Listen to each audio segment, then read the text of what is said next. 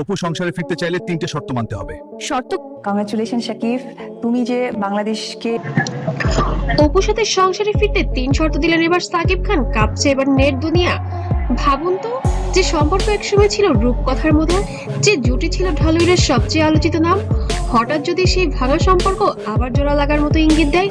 হ্যাঁ দর্শক, আজকের ভিডিও আমরা কথা বলবো অপু বিশ্বাস এবং সাকিব খানের সেই ভাইরাল আমি বলেছি না আমার লোক বলেছে। তো এটা কে বলেছে ভাই? আমরা শুনেছি। তো একজনের কাছ থেকে দুজন এই বিষয়টা কি 3 শর্ত নিয়ে জানিয়ে এখন সোশ্যাল মিডিয়া তোলপাড়।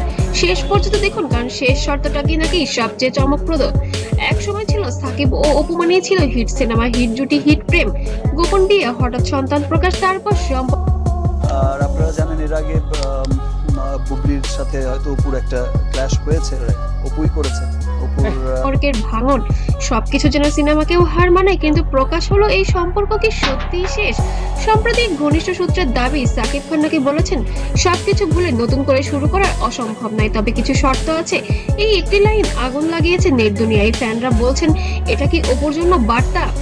প্রথম শর্ত ছিল ব্যক্তিগত জীবন আর কখনোই মিডিয়াতে প্রকাশ করা যাবে না।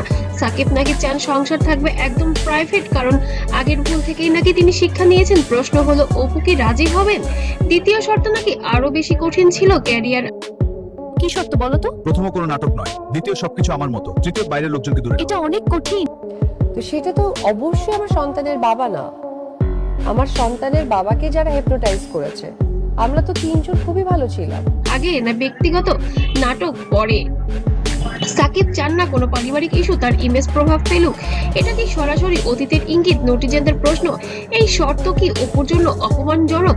সবচেয়ে আলোচিত তৃতীয় শর্ত, পুরনো সব বিতর্ক এবং এখনো আছে আলহামদুলিল্লাহ।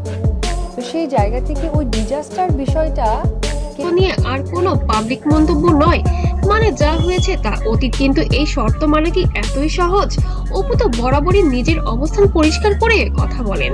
সবচেয়ে রহস্যজনক বিষয়, অপুকে এখনো সরাসরি কিছু বলবেন না, কিন্তু তার সোশ্যাল মিডিয়ার এক পোস্টে লেখা তার পক্ষ থেকে ছিলেন মনিরুজ্জামান, তার চাচাতো ভাই, আর এই আমাদের কয়েকজনের সম্মিলিতভাবে আমাদের আসলে বিয়েটা হয়। ছিল সম্মান যেখানে নেই সেখানে ফেরা নয়।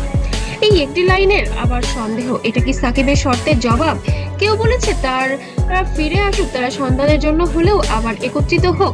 কেউ বলেছে শর্ত দিয়ে ভালোবাসা হয় না, আবার অনেকেই বলেছেন এটা হয়তো শুধুই গুঞ্জন।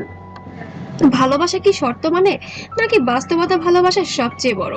সাকিব অপুর সম্পর্ক শুধু দুজনই গল্পের নয়, এটা একটা প্রজন্মের আবেগ। তাই আজ প্রশ্ন রয়েছে আপনাদের কাছে, অপু কি মানবে এই 3 শর্ত, নাকি চিরতরে আলাদা পথেই হাঁটবেন?